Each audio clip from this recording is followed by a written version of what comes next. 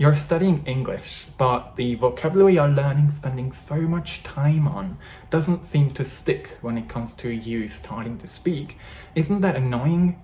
The fact that you keep forgetting words is totally normal, but whether you remember words in the future or not really depends on what you do with those words. So how do we make more vocabulary stick? Do we need to learn how to memorize English words? Let's find out today, shall we? Welcome to my channel. My name is Chubby. This is a channel for English learners who want to learn how to make vocabulary more memorable through listening and spoken interaction. Most learners struggle because they think if they just memorize English words, they will magically remember more and better, but they couldn't be further from the truth. Memorizing isn't a very effective or efficient way to increase your vocabulary in English, but noticing vocabulary is. Most of your vocabulary, like it or not, will come from how much you read and listen to real, authentic English. So a quick advice: if you have to go, make sure you make time and stay consistent with your reading, because reading in English above your level is literally one of the most efficient, if not the most efficient ways to increase your vocabulary. What most of my students past the intermediate level do is that they can easily read a text because they can guess so many words, so much vocabulary or grammar structures from context. But they might gloss over a couple of those words, expression, structures because even though they understand it, they wouldn't be able to use them. So it's very important to enhance your reading with some vocabulary learning activities to help you focus on vocabulary, and this is what today's video is going to be about. Now, reading is one thing, but when it comes to speaking, we keep looking for new words, new structures to use, realizing that we can't so easily recall them and use them. I talk about this in more detail in this video, but today I would like to introduce you to two concepts that can help you learn and remember more vocabulary. And the first concept is repetition. It sounds boring, but it isn't.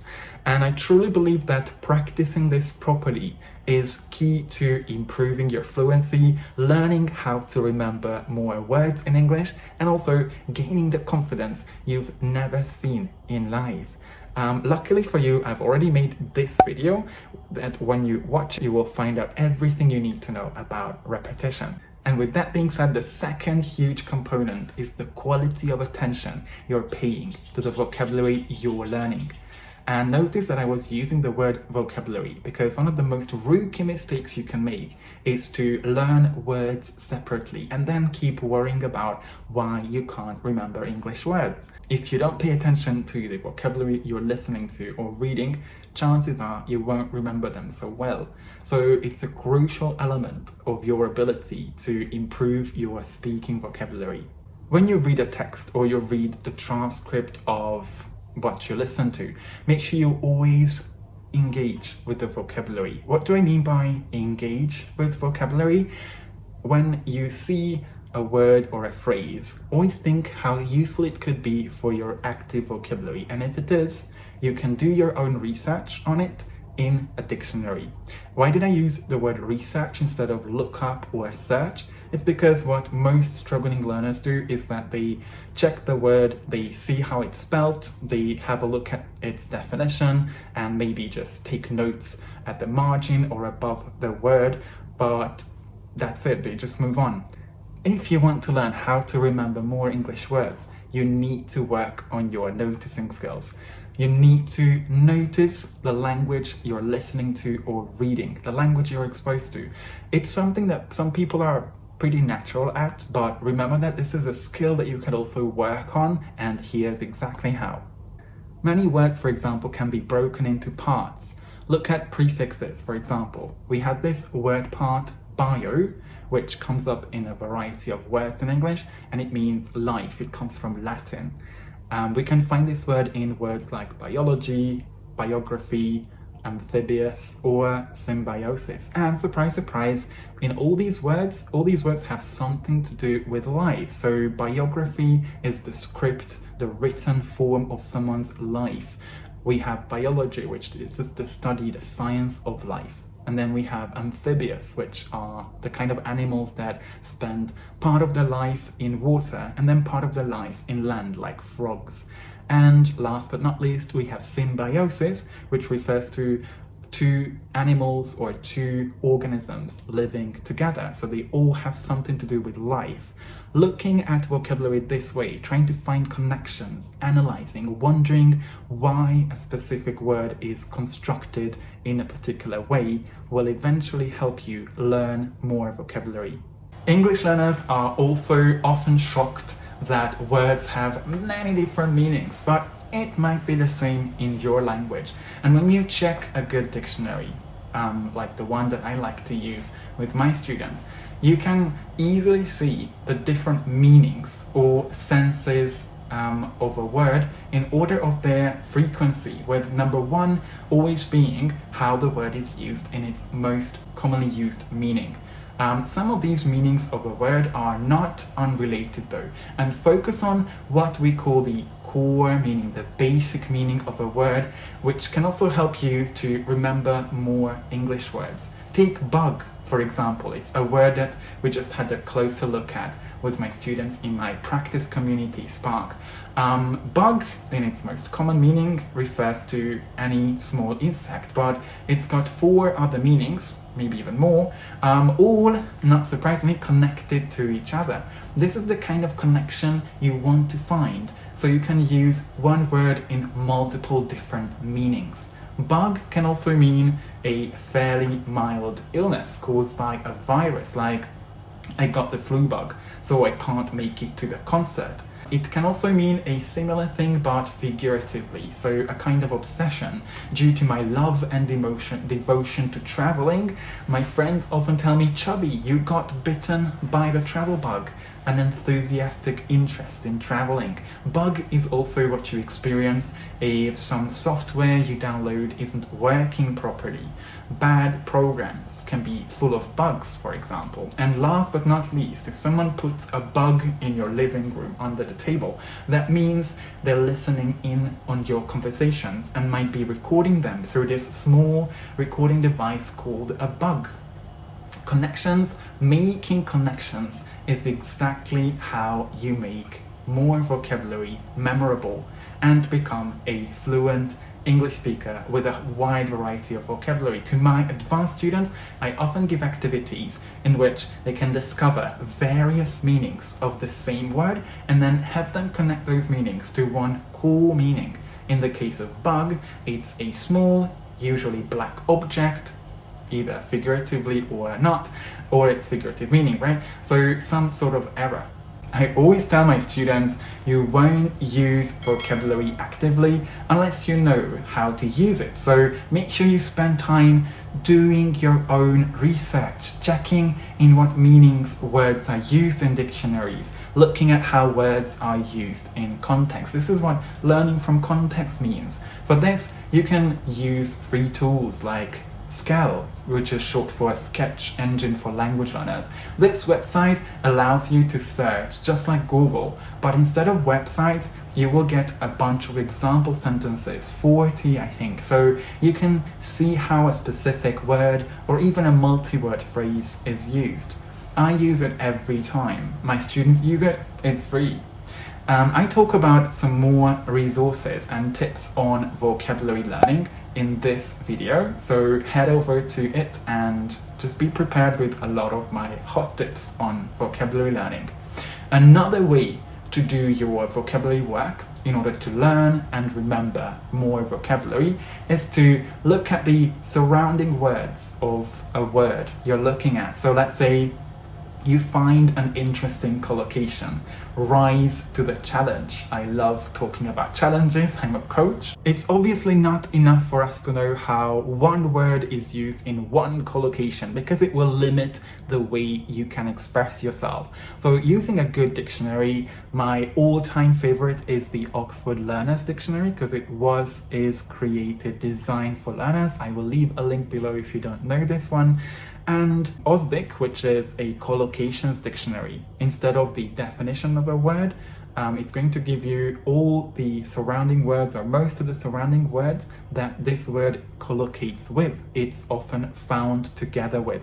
And it's important to spend your time, again, doing your research in some of these dictionaries, on some of these websites, to see how a word is used. And then using this method, looking at the word challenge, for example, you will find that the word challenge has so many different ways to collocate with a verb. For example, we can say respond to a challenge or take on a challenge. But we could also find some typical adjectives that challenge is often found together with. And I suggest you learn them together as a chunk, as a complete expression, because that's again how we could learn from context. You can find different ways to describe challenges. You can have a serious challenge, or a tough challenge, or even an economical or a technical challenge sometimes. Depends on the context.